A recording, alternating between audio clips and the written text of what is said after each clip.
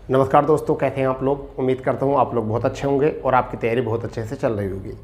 दोस्तों, UP PAT के 2023 के सिलेबस को हम कवर कर रहे हैं और हम सिलेबस में बहुत तेज़ी से आगे बढ़ रहे हैं।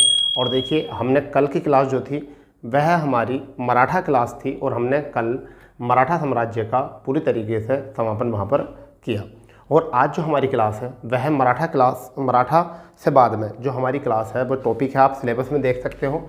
अब टॉपिक है ये कि ब्रिटिश राज का अभ्युदय एवं प्रथम स्वतंत्रता संग्राम। तो हमने सोचा कि क्यों ना हम इसको दो पार्ट में बांटें। एक तो बनाए थे ब्रिटिश राज का अभ्युदय कि अभ्युदय किस तरीके से हुआ, और दूसरी क्लास में हम बनाएंगे प्रथम स्वतंत्रता संग्राम यानी कि पहला स्वतंत्रता संग्राम। ठीक है, तो हम एक क्लास में आपको कवर करने वाले हैं ब्रिटिश राज का अभ्युदय और दूसरे में हम बात करेंगे पहला भारतीय स्वतंत्रता संग्राम। ठीक है, अब देखिए, बहुत सारे स्टूडेंट्स को अभी तक इतना भी नहीं पता कि इस टॉपिक में क्या आता है, ब्रिटिश राज का अभ्युदय। ठीक है, बहुत सारी जनता जो है गूगल करती है, कहीं कुछ करते हैं, सर्च कर रहे हैं, फिर बहुत सारे लोगों ने इस चीज़ को नहीं पढ़ाया। तो मैं आपको बताता हूँ इस ब्रिटिश राज के अभ्युदय में क्या टॉपिक आते हैं। तो हमें जो पढ़ना है, पहले पढ़ना है ब्रिटिश राज का इतिहास। ठीक है, फिर पढ़ना है इसमें ही हमारा भारतीय कंपनियों का आगमन।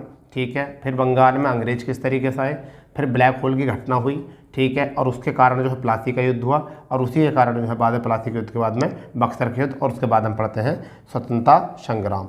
ठीक है, तो ये हम दूसरी क्लास में यानी कि आपकी क्लास नंबर 2 में हो जाएगी। ठीक है, और ये जो आपका पहली एक क्लास में जो है हमारा कवर हो जाएगा। ठीक है भैया, तो हम जो कोशिश कर रहे हैं वो इसी पे बात कर रहे हैं, ब्रिटिश राज का इतिहास पर। ठीक है, और हमारा यहाँ पर क्या है, यूरोपीय कंपनियों का आगमन। यूरोपीय कंपनियों का आगमन पर हम बात कर रहे हैं, जिसमें है बंगाल में अंग्रेज और ब्लैक होल की घटना, प्लासी का युद्ध और बक्सर के युद्ध पर आज जो हम कवर करने वाले हैं। तो आपसे मैं आग्रह करता हूं कि आप लोग कॉपी पेन लेकर जरूर बैठे करो, क्योंकि जो की पॉइंट ऐसे होते हैं जो आपको थोड़े से ऐसे लगते हैं कि आपके माइंड से हटे हुए हैं, उनको नोट कर लिया करो। क्योंकि ऐसा है, अक्सर आप जब तैयारी कर रहे हो कंपटीशन की तो लगभग आपकी तैयारी ठीक ठाक होगी। ठीक है, परंतु इसमें भी फिर भी कुछ चेंजिंग अगर आते हैं तो वहाँ पर आप नोट कर लिया करो, क्योंकि जिससे आपकी तैयारी और भी अच्छी हो जाए। क्योंकि हम आपको देखना चाहते हैं अधिकारी बनते हो, क्योंकि फिर कोई मिस्टेक नहीं होनी चाहिए। तो देखिए, सबसे पहले हम कवर करते हैं भारतीय ब्रिटिश राज का इतिहास। तो देखिए, ब्रिटिश राज का इतिहास कब था, 1858 से लेकर 1947 तक ये राज था। थोड़ी 2-3 बात करनी है, और क्योंकि 1858 में महारानी के हाथ में जो है ये अधीन हो जाते हैं। ठीक है, और 1876 में महारानी विक्टोरिया जो है वो भारत की महारानी घोषित होती हैं। बस इसका इतनी बात याद रखना। इससे यहाँ से एक क्वेश्चन आएगा कि विक्टोरिया भारत की महारानी कब घोषित की गई थी, तो 1876 में। जबकि ब्रिटिश क्राउन के हाथ में कब शासन चला गया था, 1858 में। कब, जब 1857 का विद्रोह हुआ था। ठीक है, तो उसके बाद की वो बात है, तो बात की बात कर लेंगे। चलो, मगर यहाँ से बताना था। अब दूसरा टॉपिक जो है यहाँ पर वो इम्पोर्टेंट है। देखिए, इन्होंने कंपनियों का आगमन पूछा है, ना कि यात्रियों का। तो देखिए, कंपनी जो आई थी वो सबसे पहले आई थी पुर्तगाली, फिर उसके बाद में आई थी अंग्रेजी, फिर डच, फिर डेनिश, फ्रांसीसी और स्वीडिश। जबकि यहाँ कर कहते हैं कि यात्री जो आए तो सबसे पहले आए थे पुर्तगाली, फिर वो कौन आए थे, डच। अगर यात्री है तो यात्री में डच पहले आए हैं अंग्रेज़ों से। अगर आपको यात्री बताने हैं तो अंग्रेज़ों से पहले कौन आए थे, डच। परंतु यहाँ बात है कंपनियों का आगमन। तो कंपनियों के आगमन की अगर बात करें तो सबसे पहले हम बात करते हैं पुर्तगाली कंपनी। 1498 में पुर्तगाली कंपनी का आगमन हुआ। अंग्रेज़ों का जो हुआ वहाँ से कब हुआ, 1600 में हुआ। ठीक है, जबकि डच का भारत में जो हुआ वो कब हुआ, 1602 में। क्योंकि ये सबसे पहले मसूलीपट्टनम जैसे इलाकों के रास्ते होते हुए कहाँ पर, जावा द्वीप और इंडोनेशिया जाकर चले गए थे। वैसे तो ये पहले ही आए थे, अंग्रेज़ों से पहले ही आए थे। डेनिश की अगर हम बात करें तो डेनिश जो थे ये आए थे 1616 में। ठीक है, फ्रांसीसी की अगर बात करें तो 1664, और स्वीडिश की अगर हम बात करें तो हमारा कितना है, 1731। तो इनको एक बार आप ज़रूर याद करना। पुर्तगाली हो गए 98। ठीक है, अंग्रेज हो गए आपके 1600, डच हो चुके हैं 1602, और डेनिश हो चुके हैं 1616, और फ्रांसीसी हो चुके हैं 1664। आपका एग्ज़ाम में जो आता है वो इतना ही आता है, और आप अच्छे तरीके से इसको तैयार कर लो कि जैसे ही आपको परीक्षा में आए जोड़े मिलाने के लिए या फिर इनको क्रम से लगाने के लिए, और आपकी आंखें एकदम बड़ी हो जानी चाहिए कि अरे मज़ा आ गया, यहाँ से तो एक क्वेश्चन आपका पक्का हो गया। ठीक है, इस समय पर जिस समय पर ब्रिटिश कंपनियों का आगमन हो रहा था, उसी समय पर अगर हम बात करें तो बंगाल में 2 राजाओं का जिक्र आएगा, एक तो आगा मुर्शिद कुली खां और अली वर्दी खां। किसका जिक्र आएगा? मुर्शिद कुली खां और अली वर्दी खां का जिक्र आएगा। उसी समय पर रणजीत सिंह का शासन जो चल रहा था वो कहाँ चल रहा था? पंजाब में। मैसूर में अपनी गद्दी थामे हुए कौन थे? हैदर अली थे। और हैदराबाद में निजामुल मुल्क थे। और कर्नाटक में उस समय पर शहादतुल्लाह खां थे। जबकि अवध में कौन थे? सादत खां या सफदर जंग। इन राजाओं के बारे में थोड़ा सा याद रखो। इन राजाओं के बारे में थोड़ा याद रखो कि जिस समय पर ब्रिटिश कंपनियाँ या यूरोपीय कंपनियाँ भारत में आगमन कर रही थी, उस समय बंगाल का गवर्नर या बंगाल का नवाब कौन था? तो मुर्शिद कुली खां और अली वर्दी खां था। ठीक है, उसके बाद में अली वर्दी खां बना था। फिर पंजाब में उस समय पर कौन थे? रणजीत सिंह पंजाब में थे। मैसूर में कौन थे? वो हैदर अली थे। और हैदराबाद में कौन थे? आपके निजाम उल मुल्क थे भैया। कर्नाटक में कौन काम कर रहे थे? शहादतुल्लाह खां काम कर रहे थे। और अवध में कौन काम कर रहे थे? शहादत खां या सफदर जंग। तो इतनी बात आपको माइंड में रखनी है। अगर आपको लगता है कि आपको ये योग्य है तो आप इसको स्क्रीनशॉट ले सकते हो, अन्यथा फिर हम इसका आगे शुरू करते हैं। ठीक है, अन्यथा हम जो आगे शुरू करते हैं क्या है, तो हम सबसे पहले बात करेंगे कंपनियों का आगमन पर। इतना ही याद रखना है, ठीक है, क्योंकि अंततः फ्रांसीसी कंपनी भी, डेनिश भी, डच भी और पुर्तगाली भी सब अंग्रेजों के अधीन आ जाती हैं। और फिर अंग्रेजी ही कंपनी करते हैं। और हम पढ़ेंगे बंगाल में अंग्रेज। अब जो हम पढ़ने वाले हैं यहाँ पर, वो क्या पढ़ने वाले हैं? बंगाल में अंग्रेज। आपको की पॉइंट बहुत ज़रूरी है याद रखने, क्योंकि यदि आप की पॉइंट याद रखोगे तभी आप परीक्षा में कुछ कर सकते हो। ठीक है, क्योंकि यहाँ से अभी देखिए ज़्यादा बड़ा टॉपिक नहीं, आपके 5 क्वेश्चन ही आएंगे प्राचीन इतिहास से, और उसमें हम इतना नहीं पढ़ सकते कि पूरा इतिहास ही पढ़ लेते हैं। इसलिए हम कोशिश करेंगे कि आपको बिल्कुल पॉइंट टू पॉइंट पढ़ाना। तो सबसे पहला जो अब हमारा पॉइंट है वो क्या है? वो है आपका बंगाल में अंग्रेज। अब देखो बंगाल में अंग्रेज़ों को किस तरीके से शरण मिली। सबसे पहली बात तो यही हमें दिमाग में रखनी है। बंगालों में, तो बंगाल में पहली फैक्ट्री, अब की पॉइंट बना के रख सकते हो, बंगाल में पहली फैक्ट्री जो थी वो शाहजहां के काल में। किसके? शाहजहां के काल में। इनका एक काल में एक सूबेदार था, सूबेदार सुजा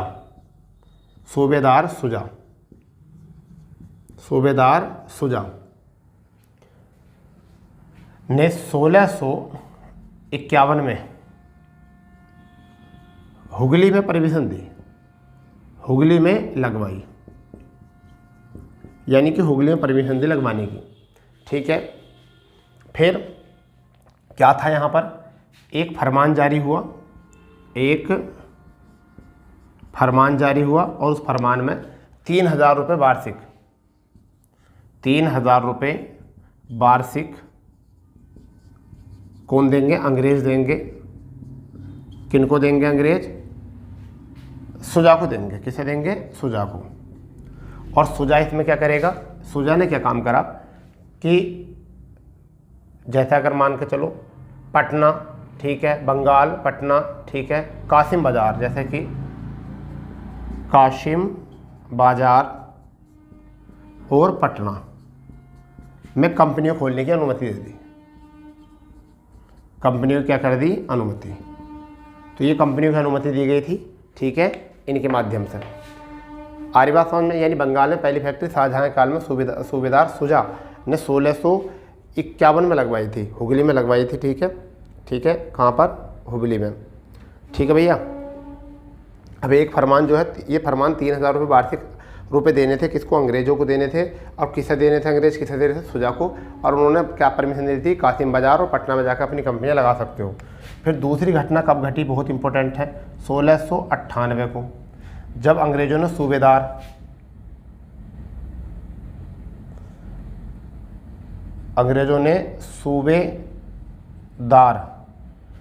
क्या नाम था? अजीम उस्मान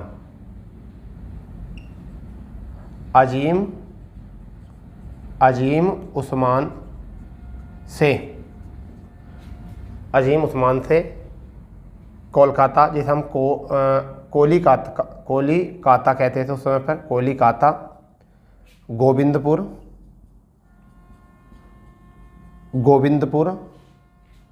की जमींदारी ले ली, जिसे फोर्ट विलियम कहा गया था, जिसे बाद में क्या कहा था, फोर्ट विलियम, बाद में क्या कहा गया था, फोर्ट विलियम कहा गया था। तो ये घटना, दूसरी घटना ये घटी, ठीक है, तो इसको नोट करो। इसके बाद में एक घटना और थी जो 1717 में, 1717 की घटी थी। फर्रुख सियर ने, फर्रुख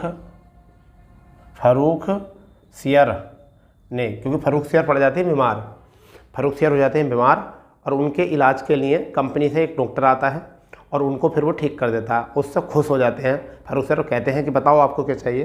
तो 1717 में फर्रुख सियर जो है क्या कर देता है, शाही फरमान जारी कर देता है। क्या जारी कर देता है, शाही फरमान जारी कर देता है।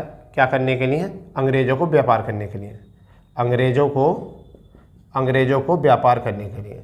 तो इस तरीके से जो है अंग्रेज़ों ने अपने पैर यहाँ पर भारत में जमा रखे थे, ठीक है, अंग्रेज़ों ने जो है अपने पैर जो है जमा रखे थे। तो ये कुछ ऐसे इवेंट हुए थे, ये कोई घटना हुई थी ऐसी जिससे अंग्रेज़ों ने अपनी यहाँ पकड़ बनाई, ठीक है। तो थोड़ा सा इसको भी नोट करके रखेंगे आप, ठीक है। बंगाल में पहली फैक्ट्री शाहजहाँ काल में शुजा ने 1651 में हुगली में लगवाई थी। एक फरमान जारी किया था, 3000 रुपये वार्षिक में अंग्रेज़ों ने दिए थे। किसको, शुजा को। अंग्रेज़ों ने किसको दिए थे, शुजा को दिए थे, ठीक है। और शुजा ने उसके एवज में क्या करा, काशिम बाज़ार और पटना और बंगाल के ऐसी जगह में इनको क्या करता, यहाँ इनको कंपनी खोलने की इजाज़त दे दी। फिर जब ही सूबेदार अजीम उस्मान थे, इन्होंने कोलकाता गोविंदपुर की जमींदारी ले ली और उसे फोर्ट विलियम कहा गया था। और 1717 में फर्रुख सियर ने शाही फरमान अंग्रेज़ों के द्वारा जारी किया, जिसके से कि उनके पैर यहाँ पर अच्छे तरीके से जम गए थे।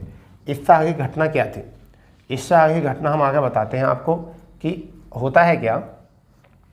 होता है ये कि 9 अप्रैल 1756 को, अब धीरे धीरे आगे बढ़ रहे हैं हम, 9 अप्रैल 1756 को, कब भैया, अगली घटना जो है वो कब है, 9 अप्रैल 1756 को, ठीक है।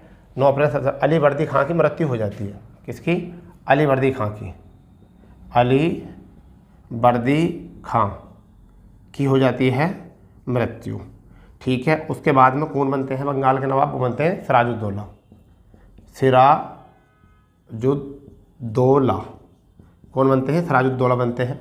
और इनका विरोध, सिराजुद्दौला का विरोध जो कर रहे थे वो कौन कौन कर रहे थे वो विरोध, तो एक तो कर रहे थे पूर्णिया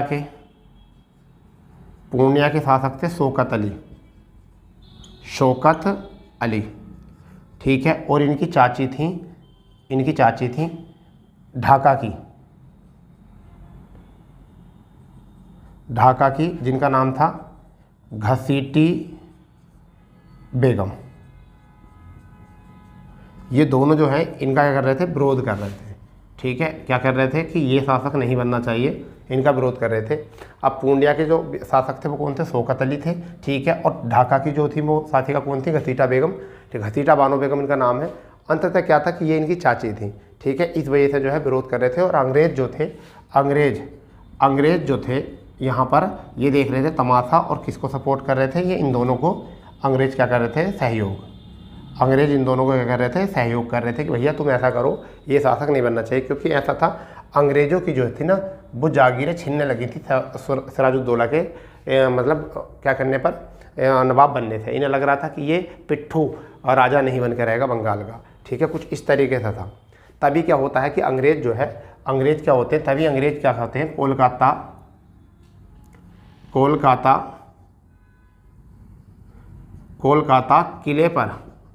किले पर क्या कर देते हैं, किले पर आक्रमण कर देते हैं, किले पर क्या कर देते हैं, आक्रमण कर देते हैं। और उसी आक्रमण के चलते जो है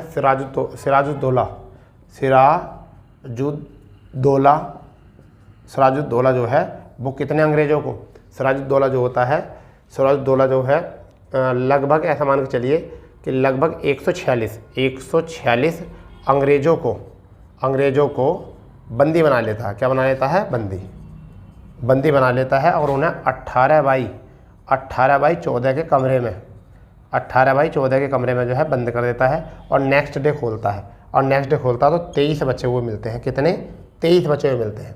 तो इस वाली घटना को हम क्या कहते हैं, ब्लैक होल की घटना कहते हैं। तो ये कैसा हुई समझ लीजिए। 9 अप्रैल 1756 को अगर हम बात करें यहाँ पर 9 अप्रैल 1756 को क्या हुआ है, अली बर्दा खां की मृत्यु हो जाती है, सिराजुद्दौला बन गया नवाब। अब इसका विरोध कौन कर रहे थे, शौकत अली और घसीटा बानो बेगम कर रहे थे, उनका सहयोग कौन कर रहे थे, अंग्रेज। और इसी समय कोलकाता किले पर आक्रमण होता है, सिराजुद्दौला जो है 146 अंग्रेजों को जो है बंदी बना लेता है और 18/14 के कमरे में बंद करता है। सुबह को नेक्स्ट डे जो खोलता है 23 बजते हैं। उसी घटना को क्या कहते हैं, ब्लैक होल की घटना कहते हैं। ठीक है भैया, तो अब जो हम पढ़ने वाले हैं वो पढ़ेंगे इसके बाद ब्लैक होल की घटना। आप इसको नोट कर लीजिए, अच्छे से सजा लीजिए बिंदास तरीके से, क्योंकि ये वाला टॉपिक मिलता नहीं है बच्चों को, ब्रिटिश राज का अभ्युदय क्या है। ठीक है भैया, चलिए अब हम पढ़ने वाले हैं ब्लैक होल। आप इसी तरीके से प्यारे प्यारे नोट्स बनाते रहो, जैसे कि हम आपका कोर्स पूरा करा ही रहे हैं, तो पूरी तरीके से कोर्स आपका कंप्लीट हो ही जाएगा। क्योंकि देख लीजिए आज भी हम क्लास ले ही रहे हैं, आपको ये ध्यान रखना होगा। तो क्या है आपका ब्लैक होल घटना, होल घटना। ठीक है भैया, ये तो पता चल गया कारण क्या था। तो इसका घटना का कारण क्या था, कारण था कोलकाता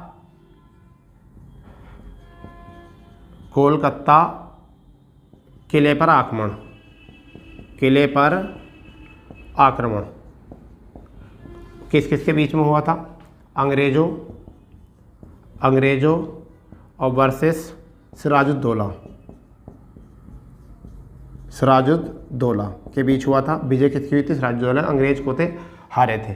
ठीक है, ये हुआ कब था, अगर ये घटना की हम बात करें तो कब हुई थी, तो 20 जून और 1756 को ये घटना हुई थी। 20 जून 1756 को ये घटना हुई थी। ठीक है भैया, और यहाँ पर क्या करा गया था इस घटना में, इसमें 18/14 के कमरे में कितने 146 अंग्रेजों को, अंग्रेजों को क्या करा दिया था, बंदी बना दिया था। ठीक है, और अगले दिन कितने निकले जिंदा, कितने जिंदा निकले, 23 जिंदा निकले। ठीक है, और इसमें क्या हुआ था, अगर हम यहाँ बात करें तो ये एक इम्पोर्टेंट बात ये है, एक इम्पोर्टेंट बात है कि यहाँ पर कौन था, सिराजुद्दौला जीत जाता है। क्या जीत जाता है, सिराजुद्दौला जीत जाता है। सिराजुद्दौला जीतने के बाद किस है, मानिक चंद को, सिराजुद्दौला जीतने के बाद किसको, मानिक चंद्र को क्या बना देता है, वहाँ का सूबेदार बना देता है। क्या बना देता है, सूबेदार। ठीक है, परंतु ये मानिक चंद रिश्वत लेकर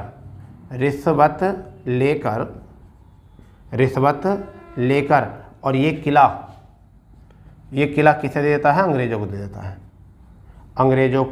देता है। ठीक है भैया, अंग्रेजों को देता है ये वाला। ठीक है, ये किला जो है किसको देता है, अंग्रेजों को देता है। और अंग्रेजों की जो है स्थिति वो मजबूत होने लगती है इसी तरीके से, क्योंकि अब दगाबाजी धोखेबाजी जो है यहाँ से शुरू हो गई थी। और यहाँ पर क्या होता है कि अंग्रेजों की स्थिति हो जाती है मजबूत, और उसी के परिणाम स्वरूप या ब्लैक होल की घटना के परिणाम स्वरूप, ठीक है, या दगाबाजों के परिणाम स्वरूप अगला जो युद्ध बनकर आता है वो बनकर आता है प्लासी का युद्ध। ठीक है भैया, तो अब आपको पता चल गया होगा कि अब हम यहाँ आपको क्या पढ़ाने वाले हैं, प्लासी का युद्ध पढ़ाने वाले हैं बेटा। तो आप इसको ना जल्दी से पहले नोट कर लो, फिर आगे जो हम बात करेंगे वो किस पर करेंगे, प्लासी के युद्ध पर आज हम बात करने वाले हैं। फिर आपको बिल्कुल नहीं घबराना है, हम आपकी पूरी क्लास जो है अच्छे तरीके से यहाँ से डिस्क्राइब करेंगे, टेंशन ना लो आप बिल्कुल भी, आपको बिल्कुल नहीं घबराना है। ठीक है भैया, तो अब जो हमारा है वो प्लासी का युद्ध यहाँ से हो जाएगी घटना। क्योंकि हम देखो पूरी विवरण में इसलिए नहीं पढ़ रहे हैं क्योंकि पूरा विवरण आपके पैट के सिलेबस में है नहीं। ठीक है, तो अब हम बात करने वाले हैं किसका, प्लासी का युद्ध, प्लासी का युद्ध। ठीक है, अब ये प्लासी का युद्ध कई बार डेट बड़ा दिक्कत करती है। तो ये हुआ था 23 जून और आपका 1757 कब हुआ था, 1757 को हुआ था। ठीक है, अब ये किन किन के बीच हुआ था ये भी पता होना चाहिए।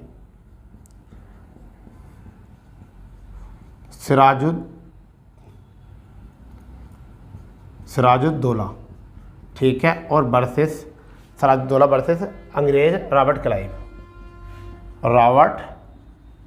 क्लाइव के बीच हुआ था। ठीक है, अंग्रेजों के। अब बात आती है ये, ठीक है, रॉबर्ट क्लाइव के बीच होती है ये। अब क्या होता है कि इधर जो होते हैं ना, कौन कौन व्यक्ति होते हैं, एक तो होता है आपका प्रधान सेनापति, इनका क्या होता है, प्रधान सेनापति होता है, सेनापति, ठीक है, जिसका नाम है मीर जाफ़र। ठीक है। दूसरा जो होता है, अगर हम बात करें दीवान, एक दीवान होता है इनका जिसका नाम है आपका राय दुर्लभ, राय दुर्लभ। ठीक है भैया। ये युद्ध से पहले ही, युद्ध से पहले ही, युद्ध से पहले किससे जाके मिल जाते हैं? अंग्रेजों से मिल जाते हैं। ठीक है। किन से जाके मिले? अंग्रेजों से। सिराजुद्दौला के साथ हो गया दगा, सिराजुद्दौला के क्या हो गया? साथ दगा हो गया। ठीक है भैया। अब विश्वासघात कर दिया, परंतु यहाँ सिराजुद्दौला का सहयोग जो कर रहे थे, सहयोग जो कर रहे थे सिराजुद्दौला का इस युद्ध में, वो कौन कौन कर रहे थे? मीर मदान का सहयोग कर रहे थे, और दूसरे व्यक्ति जो थे मोहनलाल। तो ऐसा नहीं था कि इनके साथ देने वाले कुछ नहीं थे, परंतु जो इनकी जड़ थी, प्रधान सेनापति और दीवान, वो दोनों जाकर किससे मिल गए थे? क्लाइव से मिल गए थे। ठीक है भैया। अंततः क्या होता है कि सिराजुद्दौला यहाँ पर क्या हो जाता है? पराजित हो जाता है। सिराजुद्दौला इसमें क्या हो जाता है? पराजित हो जाता है। और पराजित होने के बाद में ये मुर्शिदाबाद भाग जाता है। सिराजुद्दौला कहाँ चला जाता है? भाग कर कहाँ चला जाता है? मुर्शिदाबाद चला जाता है। ठीक है भैया, मुर्शिदाबाद। ठीक है। और अंग्रेज जो है, अंग्रेज अपना नवाब किसे बनाए थे? बंगाल का, यानी बंगाल का नवाब किसे बनाए थे? बंगाल का नवाब किसे बना देते हैं? बंगाल का नवाब मीर जाफ़र को। किसे बना देते हैं? मीर जाफ़र को। तो इस तरीके से मीर जाफ़र बंगाल में बने, ये कंडीशन थी। और क्यों?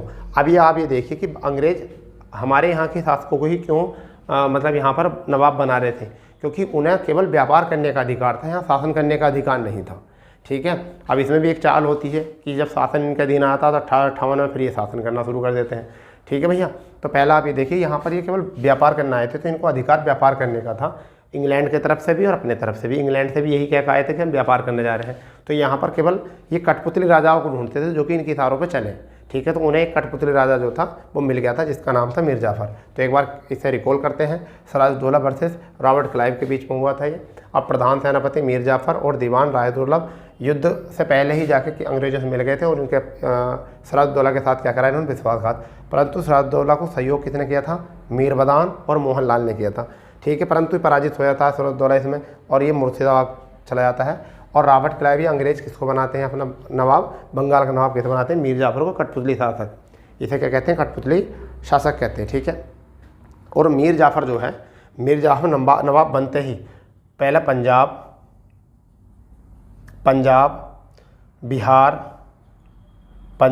बिहार, उड़ीसा, ठीक है, में मुक्त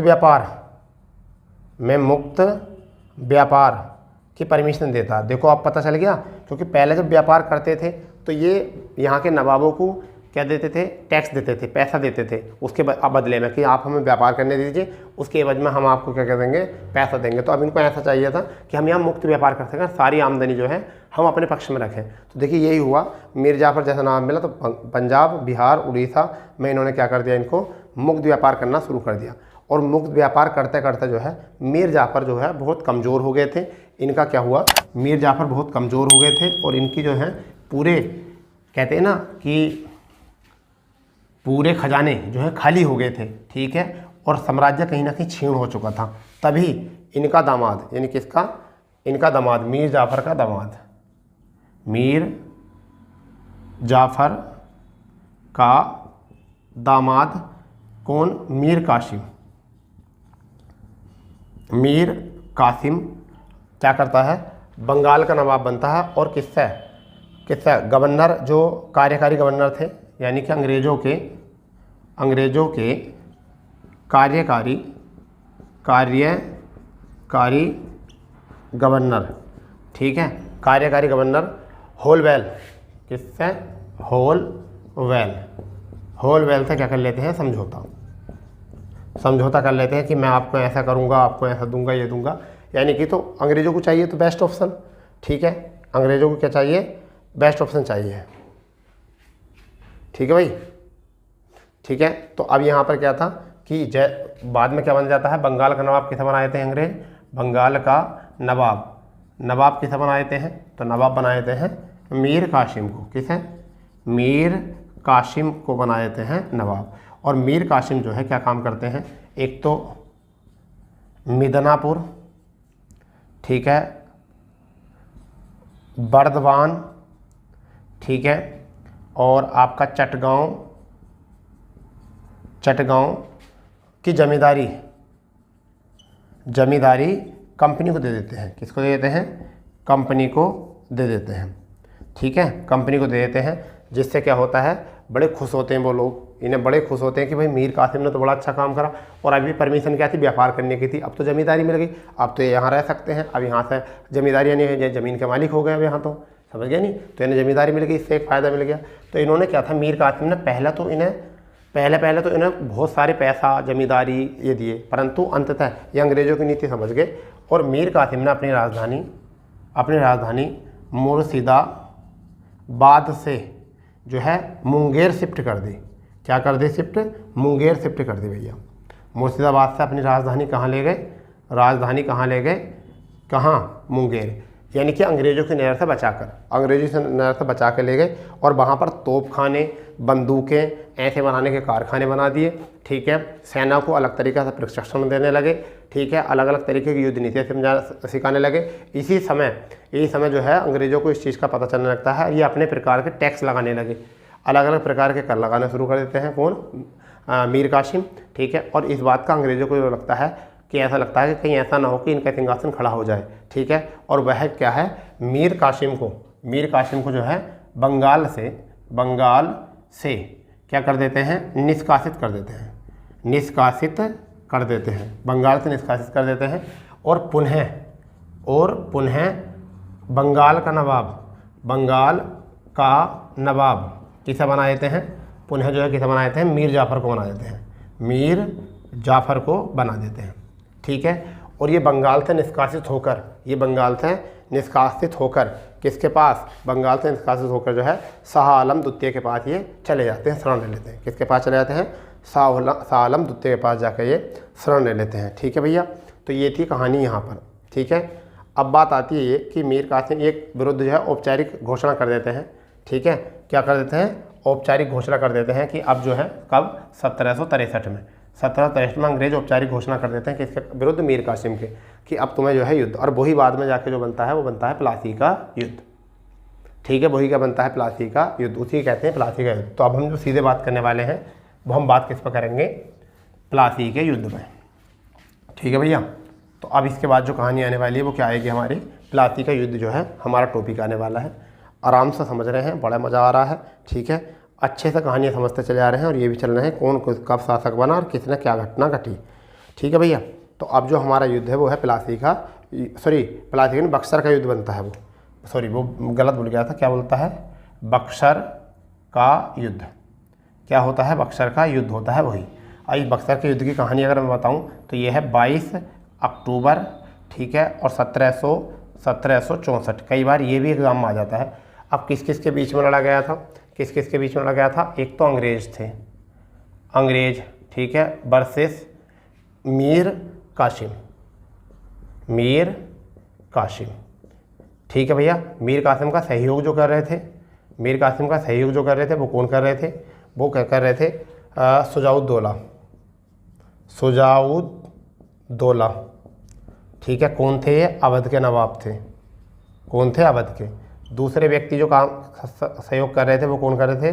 शाह आलम द्वितीय। ये कौन थे? मुग़ल साम्राज्य के, ये मुग़ल बादशाह, ठीक है, क्योंकि इनकी सत्ता भी छीन हो गई थी और मीर कासिम तो यहाँ से थे। इन सब का जो नेतृत्व कर रहे थे वो कौन कर रहे थे? गुरगीन खां कर रहे थे। गुरगीन खां कर रहे थे नेतृत्व कर रहे थे। कौन? गुरगीन खां, ठीक है। जबकि अंग्रेज़ों की तरफ से जो नेतृत्व कर रहे थे, अंग्रेज़ों की तरफ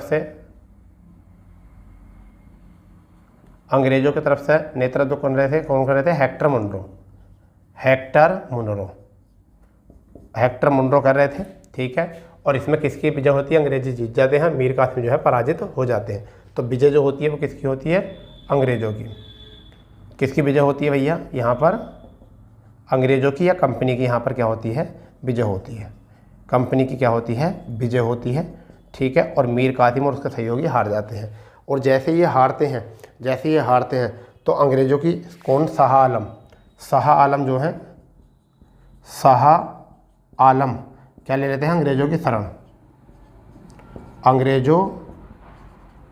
ले लेते हैं।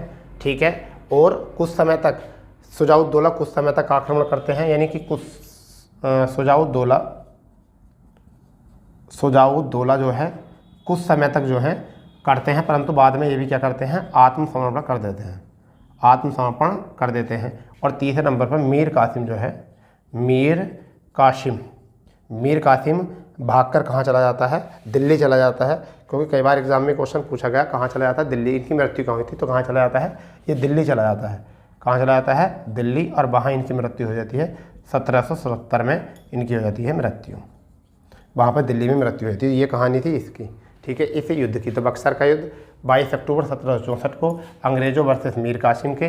ठीक है, सहयोगी कौन थे, शाहउद्दौला अवध के नवाब और शाह आलम मुगल शासक। ठीक है, शाहउद्दौला जो है वो अंग्रेज़ों आत्मसमर्पण कर देते हैं और शाह आलम जो है अंग्रेज़ों के शरण पहुँच जाते हैं और मीर कासिम दिल्ली भाग जाता है और मृत्यु हो जाती है।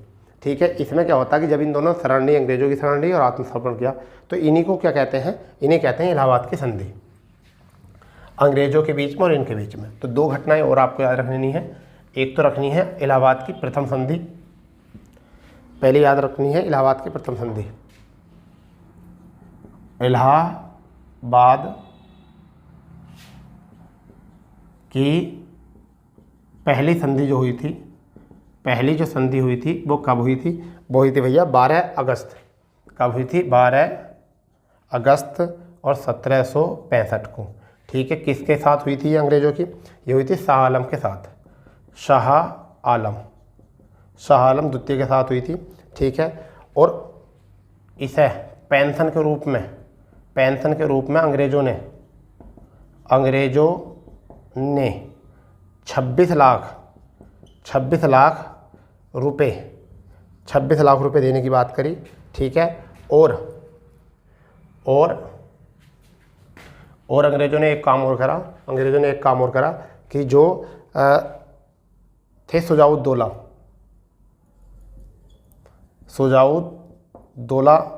जो थे, तो उनका क्षेत्र था अवध, तो अवध में कड़ा और इलाहाबाद की जागीरें भी इनसे छीन कर किन्हें दे दी, शाह आलम को दे दी। ठीक है भैया, ये हुआ था पहली संधि में। फिर इसके बाद में हुई थी इलाहाबाद की द्वितीय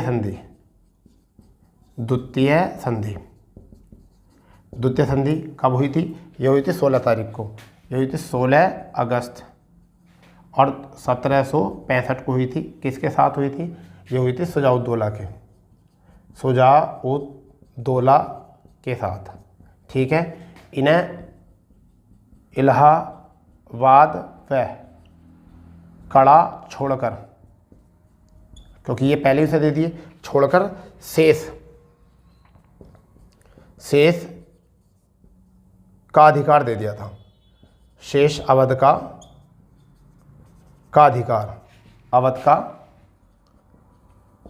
अधिकार दे दिया था। ठीक है, जिसके लिए इन्होंने कंपनी को 50 लाख रुपए वार्षिक देने की बात की। देखो यहाँ किसने, शुजाउद्दौला ने दिए थे कंपनी को, और वहाँ कंपनी दे रही थी किसको, 26। क्यों, क्योंकि बंगाल में वो क्या कर रहे थे, बंगाल में वह अपना व्यापार कर रहे थे। तो ये दोनों बातें जो है याद करना। ठीक है, उसके बाद में बंगाल में क्या होता है, द्वितीय शासन, क्योंकि राजा भी है और कौन है, राजा कौन है आपका, शाह आलम द्वितीय, कौन है आपका बंगाल में जो बने हैं, अंग्रेज बने हैं। ठीक है, और ये जो थे मुग़लों को दे दिया था, और ये आपका दे दिया था आपका अवध वाला क्षेत्र। अब बचा बंगाल, और बंगाल में हो गया था द्वैध शासन शुरू। बंगाल में हो गया था कौन था, बंगाल में द्वैध शासन, बंगाल में द्वैध शासन। ठीक है भैया, बंगाल में द्वैध शासन लग गया था, क्योंकि निजामुल दौला कुछ ऐसे व्यक्ति थे, उनको शासन दे दिया था, और सारी शक्ति किसके हाथ में थी, सारी शक्ति जो थी वो अंग्रेजों के हाथ में थी। और ये सब बंगाल में द्विज शासन कब से चला था, 1765 से लेकर और 1772 तक चला था। ठीक है, आगे हमारे टॉपिक में है नहीं बंगाल में द्विज शासन, तो आपको केवल इतना याद रखना है। तो आप बताइए कि आपको ये टॉपिक हुआ क्लियर या नहीं हुआ। ठीक है, अभी इसी में जो था हमारा ब्रिटिश राज का विद्रोह में एक भाग और बच रहा है जिसमें हमारा प्रथम स्वतंत्रता संग्राम। तो हम जो उसमें बात करने वाले हैं वो बात करेंगे 1857 का विद्रोह में। ठीक है दोस्तों, तो आपका एग्जाम जो बनने वाला है वो यहाँ से बनेगा, तो आप इसको अच्छे से बढ़िया तरीके से कवर करिए। हम आपको पूरा कोर्स कवर करा रहे हैं यहाँ से। ठीक है, आपको कोई भी अगर बुक भी नहीं लोगे तब भी यहाँ से काम चल जाएगा। ठीक है, बस प्रैक्टिस सेट वगैरह देखते रहना आप सिलेबस हम आपको कवर करा रहे हैं। ठीक है, तो मिलते हैं ऐसी ही जानदार नई क्लास के साथ, आपके साथ जुड़ते हैं। तो जब तक के लिए जय हिंद, जय भारत, वंदे मातरम।